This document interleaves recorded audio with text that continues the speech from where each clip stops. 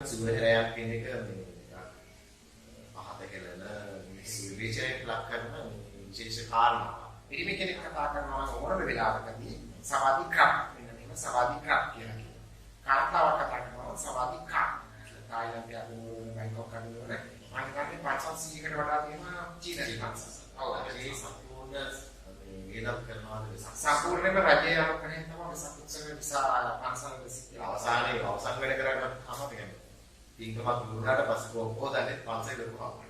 පන්සලේ 100ක් නම වැඩ හිටියත් නමකට තමයි ඒ ශාලාවට එන්නේ.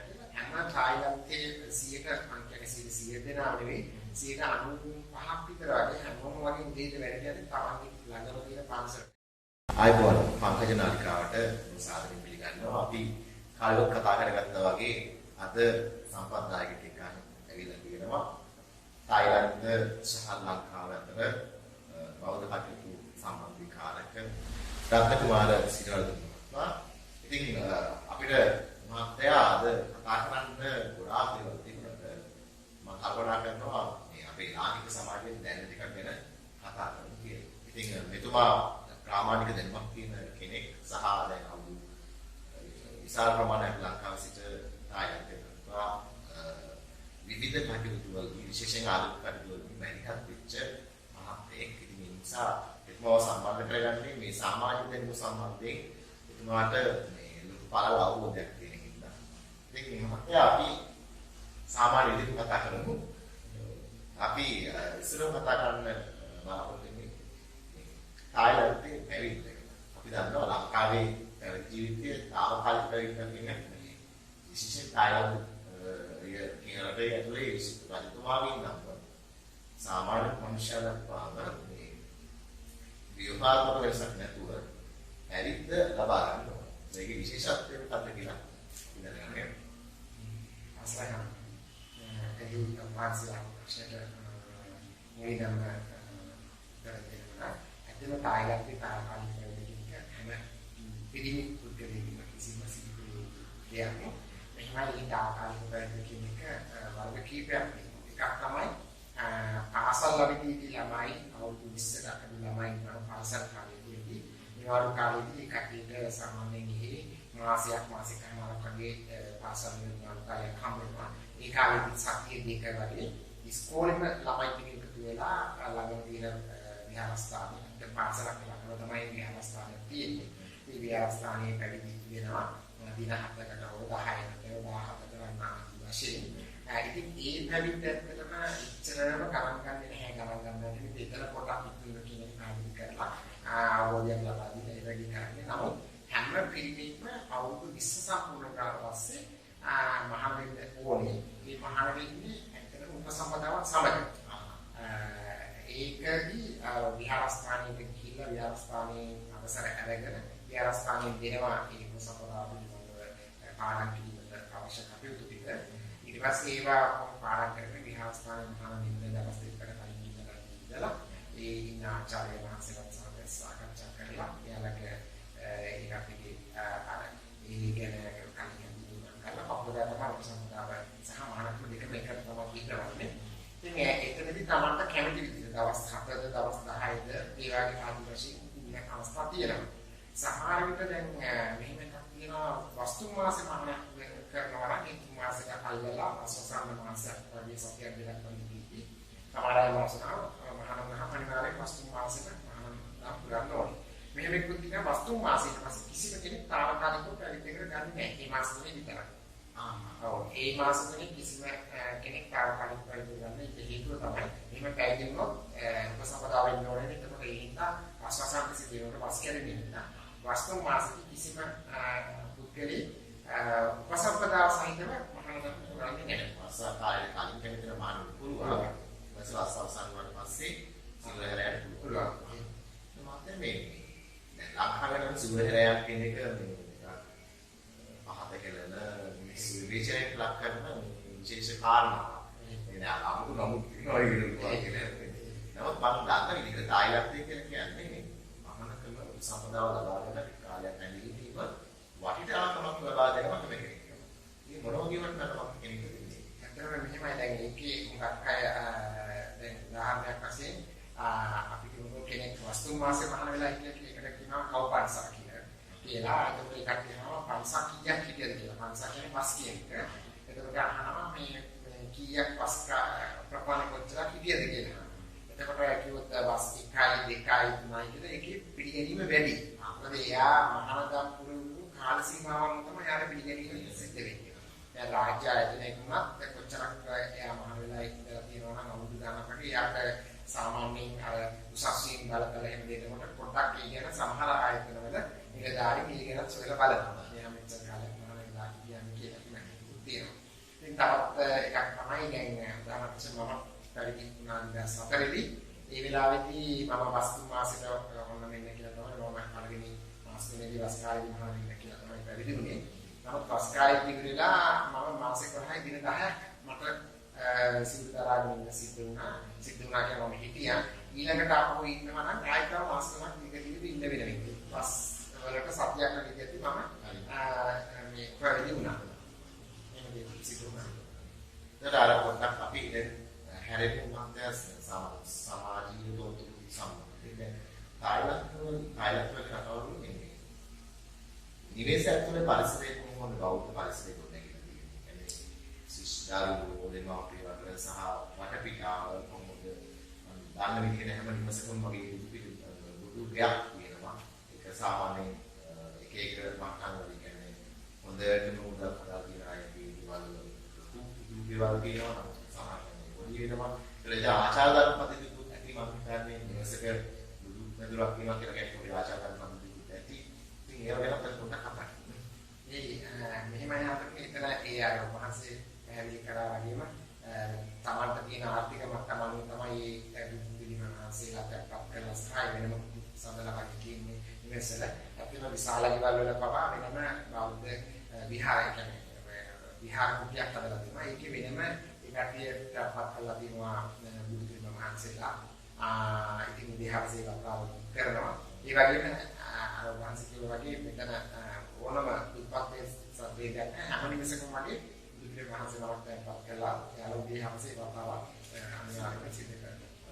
ආචාර ධර්ම පැත්තෙන් ගත්තම දැන් ලංකාවේ මන්ට රටවල් දෙකක නෙවෙයි ඕරටවල් යාර කියලා තියෙන නිසා සහායය කටයුතු කරන නිසා විශේෂයෙන් ලංකාව සහ ඒ රටවල් අතර මිනිස්සුගේ මහත්ය දකින විශේෂත්වය මොකක්ද කියන්නේ අපේ සහ යාළුවන්ගේ වෙන දානදී ආස්පූජා ප්‍රතිපත්තිය දෙන්න ඒක වෙනසක් කියලා මම හිතනවා.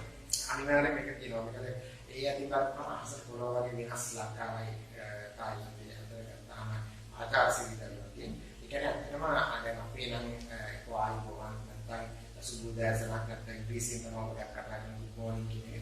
මේකෙම කවදාවත් බාහිර වෙන්නේ හැමෝම ආයුබෝවන් කියන ආයුෂ වැඩි වේවා කියන එක ඒ භාෂාවෙන් දෙක කියනවා. ඒ තුන් වේල පිටින් එයා පැවිසි අපිටම කියවන්න පුළුවන් එකක් තමයි ආදේක මෙහෙම කරලා අනිවාර්යයෙන්ම බඳින්න තමයි කටි කරන්නේ. ඒක කරලා වචනේ. මෙහෙමයි එතන කාන්තා පාර්ශවයේ පිරිමි පාර්ශවයට වචන දෙකක් උච්චාරණය කරනවා. පිරිමි කෙනෙක් කතා කරනවා නම් ඕනම වෙලාවකදී සවාදිකා සවාදිකා කියලා කියනවා. කාන්තාවක් කතා කරනවා සවාදිකා කියලා. ඒක තමයි කියන්නේ. ඒ කියන්නේ දීර්ඝායුෂ ලැබෙනවා. ඒක පැය 24 වුණත් කියන්න බෑ. අනිවාර්යයෙන්ම අත් දෙක එකට කරලා තමයි කියන්නේ. පපුවට කතා කරනවා එහෙම. කියනවා කියන්නේ තමයි දීර්ඝායුෂ හැම වෙලෙම ඒක කියනවා. දකින්න හැමෝටම. ඒකවල අනිත් පැත්තෙන් අරය පෙරලා උත්තර දෙනවා ඒ විදිහටම. ඒ වචනමයි කියන්නේ. සවාදිකා කියලා කිව්වොත් ආරය පිළිවිද සවාදිකා කියලා කියනවා. කාන්තාවක් කියලා. ඒ කියන්නේ මැදුම් පිටින් දැන් ලංකාවේ වගේ වැඩි හිටි පිළිවෙල මැදුම් පිටින් මේ පිළිවෙලක් තියෙනවා. ඒක ස්වාමීන් වහන්සේලා අතරේ තියෙනවා. රස්සාවල එක කරනවා. නමුත් ගිහි අතරේ අර දන කහලා ගැනීම එහෙම නැහැ. කරන්නේ. නමුත් මේ හොඳට හිතගෙන වන්දනා කරනවා. ඒ දන කහලා ගැනීම තියෙනවා. ඒ කියන්නේ අනිවාර්යයෙන්ම පාසල් යනකොට ළමයි පාසල් ළමයි අනිවාර්යයෙන්ම දන කහලා වැදලා යන්නේ දෙමාපියන්ට. ලංකාවේ වගේම ඒ වගේම තමයි මහාන කරන අවස්ථාවේදී දෙමාපියන් සහ වැඩිහිටියන්ට පන්සලේ ගිහින් තරගල වන්දනා කරනවා. අනිත් වෙලාවේදී කවදාවත් වන්දනා කරන්නේ නැහැ. එහෙම එකකුත් තියෙනවා. අනිත් එක තමයි අර මහසි කිව්වාගේ කට්ටියගේ ආචාර සිරිතර්ම කියනකොට හැම ස්වාමීන් වහන්සේලාම පින්න පාත්‍රාදී. උදේට දානයක් ගෙනියන්නේ නැහැ. දැන් අපි ලංකාවේ නම් අනිවාර්යෙන්ම පන්සලට දාන ඊළඟ දිනවා කියලා කියනවා. නමුත් ඒකේ දානයක් ගෙනියන්නේ නැහැ. හැම ස්වාමීන් වහන්සේලාම උදේට පින්න පාත්‍රාදී නෝනේ පරිසරය තුළ උදේට බලපුවාම මේ හැම වීදියේකම හාමුදුරුවෝ 100,000 වාරයක් ගණනාවක් මේ පිටපාති වඩිනවා. වඩින හැමෝටම මේ විදිහටම දානේ හම්බ වෙනවා. ඒ කියන්නේ මෙහි ඉන්න කට්ටිය තමයි උපන් දිනය. නැත්නම් අම්මා නැතුන දිනේ තාත්තා නැතුන දිනේ වැඩි කෙනෙක් නැතුන දිනේ වැඩි හිටියේ සහෝදරයෙක් සහෝදරියක් කෙනෙක් නෑදෑයෙක් හරි උපන් දිනයක් කොහොම නැති වුණ දිනයක් සිහිපත් කරලා මේ පිටපාත දෙනවා. ඒ දෙනකොට ස්වාමීන් වහන්සේලා ඉතින් එතනදී මේ අර සම්පීතිය කියලා ආශිර්වාද කරනවා. ඊට අමතරව සමහර අය කට්ටිය කියන අපිට කයිම දානවා. යාළුවා ඒ ඔක්කොම පොඩි බෝතලෙකුයි පොඩි කෝපෙකුත් තියාගෙන එතනම පිට පාරේ තියාගෙන ඒ විදිහට කරනවා. ඊට අමතරව දැන් අපි වගේ මෙහි මේ පාත්‍රයට කිරීම දාන්නේ හැම කඩවල් හැම කඩේකම උදේට පත් ටික මා වැන්දන ඔක්කොම වෙනම අර කඩදාසි බෑග් වල මේ පොලිතින් බෑග් වල පැකට් කරලා තියලා තියෙනවා. පිඟානක් තියලා පිඟානක වැන්දන දෙකුයි පත් එකක් වතුර පොඩි බෝතලෙකුයි තියලා තියෙනවා. මේක අපි ඉඳලාට කියලා පිඟානකදී අරගෙන ආම්ල වඩිනකොට ආම්ලට මේ අපි කියන්නේ වඩින්න කියනවා ඒ භාෂාවෙන් කියනවා නිමෝන් කියලා. නිමෝන් ක්‍රාප් කියලා කියනවා. පිළිමිට එන්න කාන්තාව නිමෝන් ක්‍රාප් කියලා කියනවා. එතකොට ආම්ල නතර වෙනවා. නැත්නම් ආම්ල දිගටම ගිහිල්ලා කඩයක් ඉස්සරහ නතර වෙන්නේ නැහැ කෙනෙක් ගාව ඉස්සරහ නතර වෙන්නේ නැහැ. ඊකටම හාමුදුරු වඩිනකොට නිමෝන් ක්‍රාප් කියලා කියවට පස්සේ තමයි හාමුදුරු නතර වෙන්නේ. ඊට පස්සේ තමයි අරගන්නේ දත් ටික ප්‍රාප්තයට පිළිගන්න පස්සේ ඒවම ඉතරම පාත් වෙනවා. හැබැයි හාමුදුරුවෝ වගේ විදිහ එහෙම වැද ගන්නවා. සමහර වැඩි හිටියලා ඉතින් බිම පාරේ නැවෙන්න බැරි හින්දා ටික පොඩ්ඩක් දැනගෙන ඉඳගෙන අනිත් කට්ටියට ඉතින් බිමම පාත් වෙනවා. එහෙම තමයි ඉතින් එතන පිටපාත පරිත්‍යාගශීලීත්වය අපිට වඩා වැඩි දෙයක්. අනිවාර්යයෙන්ම වැඩි. මොකද උදේට මේ මම කිව්වා වගේම දාන විතරක් නෙවෙයි සමහර කට්ටිය පිළිකර බවයි වෙනත් පූජා කරන අවස්ථාවක් තියෙනවා. ඊට අමතරව මුදල් අර ගොඩක් මුදල් පිළිකර තමයි හැමෝම වගේ මොකද ගොඩක් අය උදේට කාර්යාලවල යන අයට නතර කරලා ඉක්මනට කඩේකට ගිහිල්ලා දාන අරගෙන ඒව පිළිගන්න බැරි ඉන්න ඉක්මනට නතර වෙලා මුදල් පිළිකර මේ මේ වගේ දේවල් වෙනවා. ඉතින් මේ සමහර කට්ටිය සමහර ඊළඟ අවස්ථාවල හඳුනනවා පරිණතකොට දැන් අපි උදාහරණයක් වශයෙන් කියනවා හඳුනනවා කරනවා අපිට පාත්‍රයේ ඉතිරි අපේ බලුත් පිළිලා. ආට ගෙනියන්න විදිහකුත් නැහැ. ඒකම සමහර කට්ටිය හඳුනන්න ඕනේ මේ බෑල සේවයට යන අයහාගේ කාර්යාලයෙන් යන කවුරුහරි කමන්න නතර වෙලා අහනවා ස්වාමීන් වහන්සේ කුමද පන්සල මම මේක කියලා දෙනවා. හාකිනවා මේ බඩු ටික එක්ක යාගේ වාහන දාලා කියලා වාහනේ කියලා අර පන්සලට ගිහින් ඒ බඩු ටික තියලා එයාට වැඩ යනවා. නැත්තම් පාරක් වෛද්‍යකරයෙක් කෙනෙක් පිළිමි කෙනෙක් ඉන්නවා. එයා ඒ බඩු ටික අරගෙන ගිහින් ආපුටෙක් පිටපස්සේ ගිහින් උදව් කරනවා ඉන්නවා. ඉතින් ඒ අතින් වඩා කියන්නේ මාත්‍යා වඩනවද දැන් අර මගේ තේරවාද උත්සාහ තමයි දැන් තරම් ආයතනයේ මහායානික බලකන්නේ ඇති කියලා මම හිතනවා. මොකද ගොඩක් දෝෂ සංකල්පයේ ඇතුලේ මිනිස්සු අනිකයට උදව් කරන ගොඩක් මැලිවින්නේ නැහැ. ඒකත් ඇති කියලා මම හිතනවා. ඒ නිසා මේක කියලා. අනිවාර්යයෙන් මේකක් තියෙනවා. දැන් ඒක මේ දවස්වල දිනු වේගෙන යන විදිහ හේතුව තමයි හරියට චීන සම්ප්‍රදාය. දැන් ඒකට තියෙන්නේ. මොකද හරියට චීන කට්ටිය දැන් තායිලන්තයට ගොඩක් අය ඇවිල්ලා ආවහාවිහාව වෙලා ඉතින් ඒකට මිශ්‍ර වෙලා ඉන්නවා. ඉතින් චීන පන්සල් ගොඩක් තියෙනවා. මේ චීන පන්සල් අතරේ වෙල ඉන්නවා මහායාන හාමුදුරුවෝ. නමුත් ඒකට මහායාන විදිහටම කියන්නේ සිවුර ඒ විදිහට කලසම දාගෙන මේ සිවුරින් කොහොම කරන මහායාන හාමුදුරුවෝ. ඉතින් එයාලා ඒ නිසා ගොඩක් දැන් චීන පන්සල් හරියට කියනවා උදාහරණයක් වශයෙන් තායිලන්තයේ අනුර බැංකොක් අනුර මානකන්නේ 500කට වඩා තියෙනවා චීන පන්සල්. ඒක සම්භාවයෙන් හරියට ඇති වෙන්නේ. ඒකත් අපි චිත්තක් කරගෙන ගන්නවා. දැන් වල අපි ලංකාවේ බෞද්ධ උත්සව ගොඩාරියක් අපි සමරනවා. දැන් මේ අවුරුද්දේ උත්සව අපි සම්පූර්ණ ඉස්සරහට ඇස්සල සහ වගේ උත්සව අපි පවත්වනවා. නම් දැන් තායිලන්තයේ මම හිතන්නේ එච්චර උත්සව නැහැ. උත්සව ශ්‍රීයෙන් සමග උත්සව දෙකක් තුනක් තමයි තියෙන්නේ. අන්න ඒ උත්සව සම්බන්ධ සහ ඒ වගේ චාරිත්‍රාක්. ඇත්තටම මේ උත්සව කියන්නේ විශාලවට උත්සව පවත්වන්නේ මාක පූජා කියන්නේ පෙබරවාරි මාසයේ මාක පූජා කියලා. ඒකෙදි සිද්ධ වෙන්නේ ඒ පොයේ දවසට හැමෝම ගිහිල්ලා පන්සලට ගිහිල්ලා අනුගුරු තුනක් පත්තු කරනවා. කියන්නේ මේ අනුගුරු තුනක් පත්තු කරන බුදුදහම සංගමය. අනුගුරු තුනක් පත්තු කරලා ඉටිපන්දන් එකක් පත්තු කරනවා. අනිවාර්යයෙන්ම මේ වගේ පොතේ පහ අඩුයි. ඊට පන්දම පත්තු කළා. ඊට පස්සේ එකක් කියනවා ගඟක් අයින්ද. ඒ පාවෙන වතුර පාවෙලා යන ගඟක් අයින්ද. ඒකට කියනවා ලෝහිතතොන් සෙකේ කියලා. ඉදාට ඒ නිකන් ඉතන පොඩියට කෙහෙල් පොඩියකට පොලක් ටිකක් දාලා ඒක දුරි මල් ටික දාලා අඳු පුරක් පත්තු කරලා ඒක පා කරනවා. يعني එතන ගොඩක්ම සම්ප්‍රදාය පිටින්ගක් අය කියනවා තමන් කරපු පෞසේ දෙන්න. ඒ වගේම තමන් අර කරපු ඉදිරියේදී තමන් හොද ගතිගුණ ලැබෙන්න ඕනේ. ඒ වගේම තමයි තමන්ගේ නෑදැයි දුරාදී අනිත් කවුරු හරි මේ පරලෝක දිලයිනේ යක්තින් සිද්ධ වෙන්නේ කියලා ඒ වගේ ප්‍රාර්ථනා කරලා තමයි අර මේ නම වගේ පොඩියට රෝඩුවක් කරනවා ඒක පා කරලා අරින්නේ. ඒක මහා විශාල වශයෙන් හැමෝම යනවා. ඒකට කියනවා මේ පෙබරවාරි කියන්නේ මේ අපේ පොයේ දවස් පසළොස්වක පොයේ දවස් තමයි පොයේ කියන්නේ. ඒ පොයේ දවසට ඒක සිද්ධ කරනවා. ඊට පස්සේ වෙසක් උත්සවය ඒක මහා ඉංග්‍රීසියෙන් අපේ වගේ මේ වෙසක් උත්සව කියනවා. නමුත් තොරල් ඒවා මේ නැහැ. නමුත් වෙසක් උත්සවේ සමග ඒ සම්පූර්ණ වේදම් කරනවා වෙසක් සම්පූර්ණයෙන්ම රජයේ අනුකරණය තමයි වෙසක් උත්සවයේ විසා පන්සල් සිද්ධ වෙන්නේ බොහෝ දුරට. ඒ කියන්නේ මේ නගරයේ අගනගරයේ තියෙන අනිත් විහාරස්ථානවල ඉන්න ඉතින් එහෙම දෙයක් දකින්න ලැබෙන්නේ නැහැ. කොහොම හරි හැමෝම වගේ අපි වෙසක් සමරනවා වගේ මේකට වෙසක් සමරනවා සමරන්නේ බෞද්ධ විහාර වලට රජයෙන් අනුග්‍රහ කරනවා දැන් හැමෝම වගේ නැත්නම් එහෙම කියන්නේ මෙහෙමයි රජයෙන් කියලා නෙවෙයි රාජ්‍ය ආයතන වල එකක්ිය එකතු වෙලා තමයි කරන්නේ. ඒ වගේ උදව් උපකාර කරන අවස්ථා තියෙනවා. අනිමුස්සේ මම දැන් ඉන්න වඩා පොඩ්ඩක් තායිලන්තේ කටුස්සේ කියන්නේ ඒක ඇත්තටම ලංකාවත් එක්ක බලපුවම ආත්පසින් වෙනස් වෙනවා. මේ කටුස්සේ දැන් අපි නම් කටුස්සේ පිටකමක් කරනකොට කටුස්සේ ගෙදරක තිබිලා වඩම්මලා අර පාන්දර වඩම්මලා තියලා ඊට පස්සේ වටේ ඉන්න ස්වාමීන් වහන්සේලාට දාන්න ආරාධනා කළා. ඒ විදිහට ක්‍රමයක් නැහැ. ඒක කරන්නේ අනිවාර්යයෙන්ම කටින උත්සවයේ දැන් ඊළඟ අවුරුද්දේ මේ අවුරුද්දේ කවුද කඩන කියලා තනි පුද්ගලෙක් මේ බාර දෙන්නේ කාර්යාලය. නැත්නම් පෞද්ගලික ආයතන. ඒකට තමයි බාර ගන්න. උදාහරණයක් වශයෙන් ටෙක්ස් කියලා කම්පැනියක් තියෙනවා. ආයතනයක් තියෙනවා. ඒකට තමයි බාර ගන්න. ඒකට බාර ගන්න ඉතින් මුදල් තමයි දෙන්නේ. නමුත් අර මානසික කරනෝදී හැමදේම ඒ කාලෙදි වෙනවා.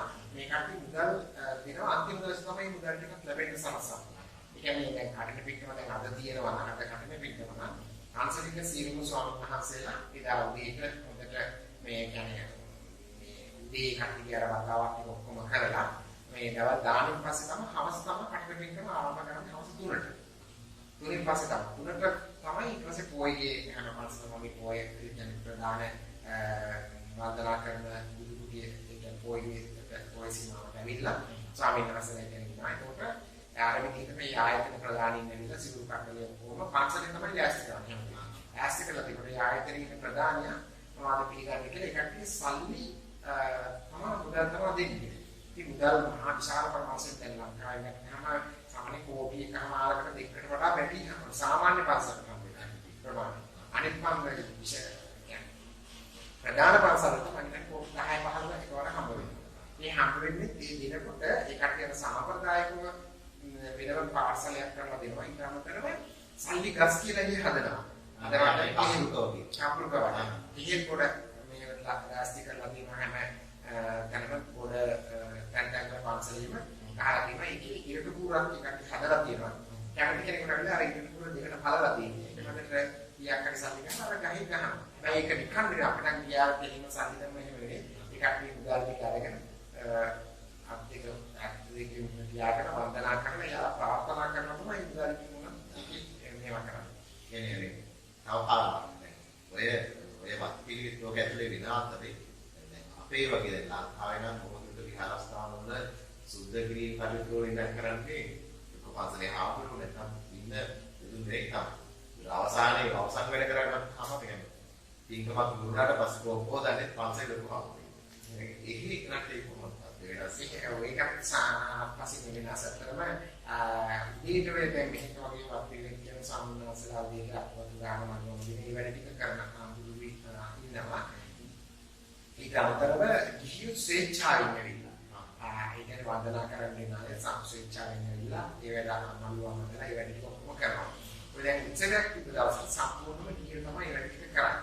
ඒ කණ්ඩායම මේ කට්ටිය බෙදා ගන්නවා. හෙට වැක්සින් තියෙනවා නම් අපි කට්ටිය ප්‍රදේශින් යනවා දැස්සලා මෙහෙම කරන්නේ මේ කණ්ඩායම මේක කට්ටිය මේක අපවතුපාන රාජ්‍ය මොහොතයි මේ කියලා එයාලා බෙදා ගන්නවා. බෙදාගෙන පිටකම යුණා කියලා හැබැයි ඇය 3-4ක් කරනවා පිටකමක් පන්සලේ ගුණාදරෙන්දවත් කියන මට්ටමට පන්සල සම්පූර්ණ පිරිසිදු කරලා යනවා. හරියට පිරිසිදු අපිට කියලා. හරි මහත්තයා දැන් මෙයා පොඩ්ඩක් අපේ සමාජික පැත්ත කතා කරන්නේ.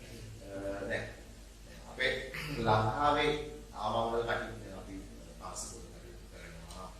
සාහිත්‍ය පස්සේ වැලිච්ච දේවල් ටිකක් තමයි පාසලේ පාතරස්දානේ වාන කිම්වාස්දානේ වසාවු එහෙම දිගට අපේ යන ක්‍රමවේදයක් තියෙනවා. තායිලන්තයේ ඉන්න ජනතාවගේ ඒ වගේ පිළිවෙතක් තියෙනවද කෙනෙක් මරණට පස්සේ මොනවා විචාරිත සම්බන්ධ කරන්නේ ලංකාවේ අපේ ක්‍රමවේදයක් තියෙනවනේ මේ ජාති කරනවා කරනවා කියන තායිලන්තයේ පිළිසෙක කොහොමද?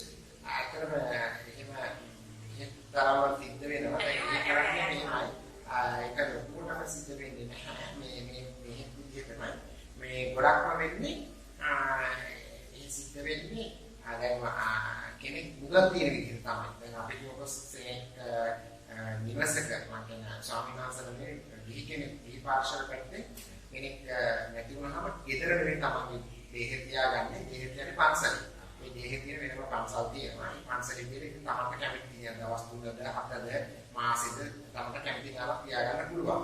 මේ පන්සලේ තියාගත්තාම උදේ ඉතින් උදේ 10 විතර වගේ තමයි දෙහෙ දැන්පත් ඒ ශාලාවේ කියන්නේ තියලා තියෙන්නේ. ඊට පස්සේ හවස රෑ 7 වෙනකොට ඉවර කරනවා. අතන ඔක්කොම ගෙවල් වලට යනවා.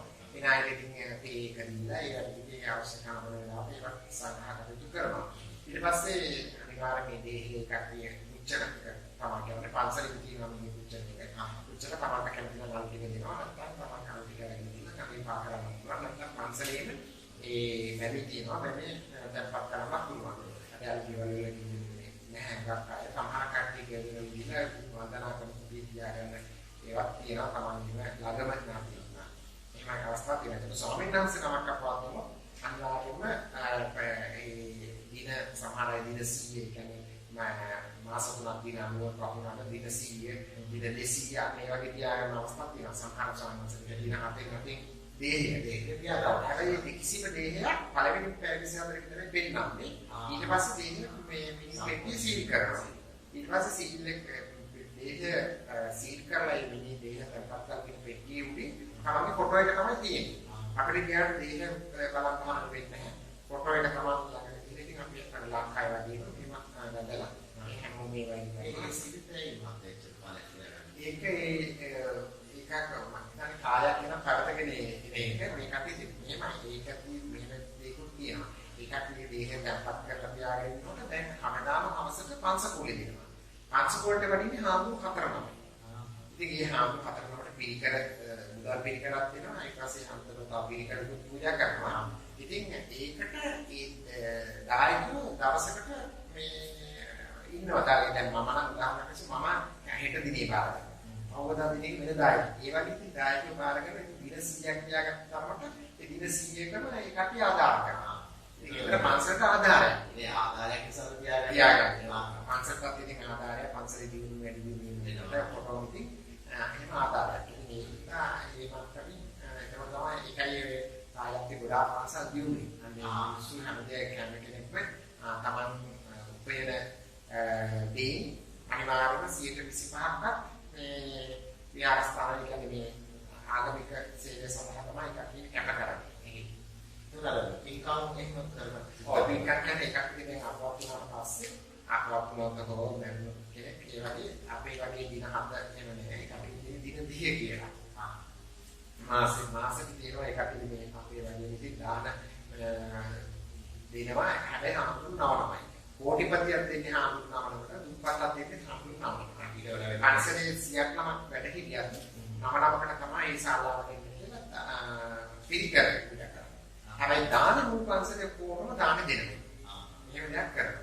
නමුත් පිළිකර පූජාව තියෙන්නේ නමකට විතරයි. නමක් තමයි ඇවිත් ඉස්සෙල්ලා ගාපා කියලා පිළිතික කියලා මේ ටික කොහොම කරලා පින් දීලා හැමදේම කරාට පස්සේ දානෙට ආම්බු කොහොම වටිනවා ආම්බු දානෙට වටිනවා එහෙම කරනවා ඒක දින 30 එක ඊට පස්සේ අවුරුද්දේ හැම අවුරුද්දකම අපේ වගේම අවුරුද්දේ දානේ මේ අපවපුනේ හරි නැති උනේ නිවසට වඩා මොකද දාලා දෙන්නේ නෑ සාමාන්‍යයෙන් මේ 100ක මම හිතන්නේ 98ක් නිවසට වඩා ලබන්නේ නෑ පන්සලේ මේවා කොහොමද ඇස් කරලා සීනවා පිළිකරයි ඔක්කොම අපිට දින මුදල් විතරයි දෙන්න ඕනේ එතන පන්සලේ ඉන්න ඒවට වෙනම ඉන්නවා පන්සලේ හම්බුතු පක් කරලා අපි ගිහින් පන්සලේ අපේ මෙහෙම කෙනෙක් නැතිනවා වුණා අපිට දාන්න දෙන්නේ ඒක කියනවා අහම්බෝ කාර්යාලය අහම්බෝ හම්බෙන්නේ ඒ හම්බුනම ඔයාලා පිළිකර කියනවා අපි කියනවාට තාම පිළිකර දෙන්න නැත්නම් පන්සලෙම පිළිකර තමයි අපි ප්ලාස්ටික් කරනවා මුදල් පිළිකරත් පන්සලෙම ප්ලාස්ටික් කරනවා දානෙත් පන්සලෙම ප්ලාස්ටික් කරනවා ඔක්කොම කරලා අපිට ගාන විතරයි දෙන්නේ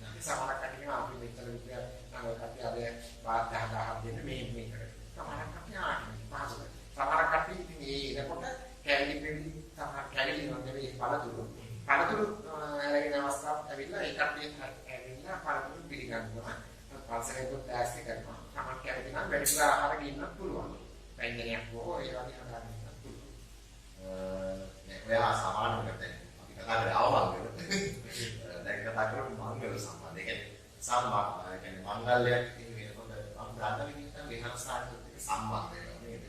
ඒකේ විශේෂත්වය මොකක්ද දැන්? ඒක තමයි මංගල්‍යයක් සිදු වුණාම දැන් යාගේ මංගල්‍යය මෙහෙමයි ඒ වෙලාවේදී අර මංගල්‍ය උත්සවය සිද්ධ වෙනකොට පළමුවෙන්ම ඉතින් අර ලියකිරි අපි කියන්නේ ඒක ලියාපදිංචි කරලා ඒවා කලින් සිද්ධ කරනවා කොහොමද? ඒවා ඔක්කොම නිවසේදී තමයි නිවසේදී හෝ තමයි හෝටලයකට හරි එහෙමගේ පවුල් ටික දෙනෙක් ඉඳලා ඒ වැඩේ කරනවා. කරාට පස්සේ උත්සවය යන්නේ පන්සලේ. පන්සලට තමයි ගිහින් මම උත්සවය අරගෙන ඉතින් ආම්බුරුවන්ලා ආශිර්වාද කරලා ආම්බුරුවෙන්ලා පස්සම වුණාම කඩියලා ඒක අපිට ආශිර්වාද කරලා පිළිත් කියලා දෙන්නවා. ඒ ටික කරාට පස්සේ පන්සලේම හෝල් එකක් ඉතින් ඒකට යන මගුල් ගෙදර වගේ කෑම ටික දීලා කොහොම එකක් එක්කෝ පන්සලටම කියනවා හදන්න කෑම කියලා නැත්නම් කට්ටිය වෙනම හෝටල් එකකින් ඕඩර් කරලා පන්සලට ගෙනල්ලා එහෙමත් කරන අවස්ථා තියෙනවා. එහෙම නැත්නම් ගෙවල් වල මම ගන්නවා හඩුවේ එහෙම නැත්නම් මොකක්ද ඒවා ටික පන්සලේ චාරිත්‍ර වාරික කරලා පස්සේ සමහර කට්ටිය පෞද්ගලිකව දැන් අපි කියමු පෞද්ගලික ආධිනම රජයාත්මක වැඩ කරන ගොඩක් කට්ටිය ඉන්නවා. ඉමාරු දිනේ ඒ කට්ටිය හෝටල් එකකට කොහේ හරි ආයතනයකට ගිහින් ආයෙත් සමහර අවස්ථා තියෙනවා. විශේෂයෙන්ම පන්සල් වල තමයි මම ගන්නවා. ඒ ගොඩාක් අපි හිතනවට වඩා ගොඩාක් මේ තායිලන්ත රැසියෝ ළඟයි විහාරස්ථානත් එක්ක. අනිවාර්යයෙන්ම ගොඩක් සම්බන්ධයි. මොකද හැම තායිලන්තයේ 100ක මං කියන්නේ 100 දෙනා නෙවෙයි 95ක් විතර වගේ හැමෝම වගේ උදේට වැඩ යන්නේ තමන්ගේ ළඟම තියෙන පන්සලට. ඒ කියන්නේ කාර්යාලය ළඟ තියෙන පන්සලට තමයි ගිහිල්ලා අර හඳුන්වපු කරලා ඉතිමන්දම පත්තු කරලා ගාථා ටික කියලා වන්දනා කරලා කීයක් හරි අනුගාමී ඒ රටේ පාත් එකක් හරි කමන්න. මේ කැඩේට දාලා තමයි යන්නේ. ඉතින් ඒ කැඩේ ලොකු ආශිර්වාදයක් තියෙනවා. එහෙම කරනවා මුදා දවස් තුන හොඳයි. තමන්ට ගොඩක් දේවල් ලැබෙනවා. ඒකට මේ වගේ ගොඩක් ආශිර්වාදයක් ධනාත්මක ඔය වෙලාවේ ඉඳන් නිසා හොඳ වෙන්නේ. තේරවාද බුද්ධ ධර්ම මම දැන් තායිලන්තයේ ලංකාවේ මේ තායිලන්තයේ බුද්ධ ධර්ම දෙවිපාරේ කියලා තියෙන්නේ. ලංකාවේ සියම් මහනිකාය මම සියම් මහනිකාය ආරම්භ අවස්ථාව තායිලන්තයේ මෙහෙට ආවට මේ සමාජ සංඝ උපසම්පදාව සංඝරාජ පදවි පවා අපිට තායිලන්තයේ මම කියලා තියෙනවා. අවස්ථාව නැන්නේ අවස්ථා දෙකේදීද සංඝරාජ පදවිය තායිලන්තයේ ලංකාව විතරයි කියන්නේ. ඒක දහන නිකායක් පවා ලංකාවේ නිර්මාණය වෙන තායිලන්තයේ ඉස්සරහ දැම්මා. පෙරාජි මහත්මයා වසර ගානක් තිස්සේ මේ කටයුතු ප්‍රසිද්ධ කරනවා. ඉතින් අද විශේෂයෙන් අපිට මේවා සම්බන්ධ කරගන්න හේතු උනේ දැන් අපිට වෙන විදිහට ගන්න පුළුවන්. හැබැයි අර මේ දැනෙන ටික අපි කතා කරපු ටික මම හිතන්නේ පාකිස්තාන නාලිකාවේ ඉන්න ඔය සහෝදර ඔබට අමුතු විදිහට තේරෙන්නේ මොකද මේක මේ විශේෂයි නේද? අපේ සංස්කෘතියට වඩා හරි විශේෂයි නේද? ඒගොල්ලෝ ගාව තියෙන නැති ගුණ, ඒගොල්ලෝගේ චර්යා ධර්මතාව, ඒගොල්ලෝගේ සමාජශීලීත්වය අපිට වඩා වෙනස් නේද කියලා තේරෙයි. ඒ නිසාම තමයි අපි කුමාර මහත්තයා මේකට සම්බන්ධ කරගත්තේ. ඉතින් කුමාර මහත්තයා බොහොම ස්තුතියි අද සම්බන්ධ වෙන්න හදිසියේ දැන් මේ අවස්ථාවේ මේ විදිහට තව මොහොතකින් නැවත තායිලන්තේ බලා යන්න මේ බලාපොරොත්තු වෙමින් ඉන්නේ. ඉතින් මම දින කිහිපයක් තිස්සේ දවස් 7ක් එච්චර ප්‍රමාණයක් වගේ කලින් ඉඳන් තමයි මේ වැඩසටහන මේ ඉතින් සූදානම් කරගත්තේ. ඉතින් අපි ඊළඟ වීඩියෝ මාලාවක මේ කතාව ඇත්තටම දිගට ඉස්සරහට යනවා.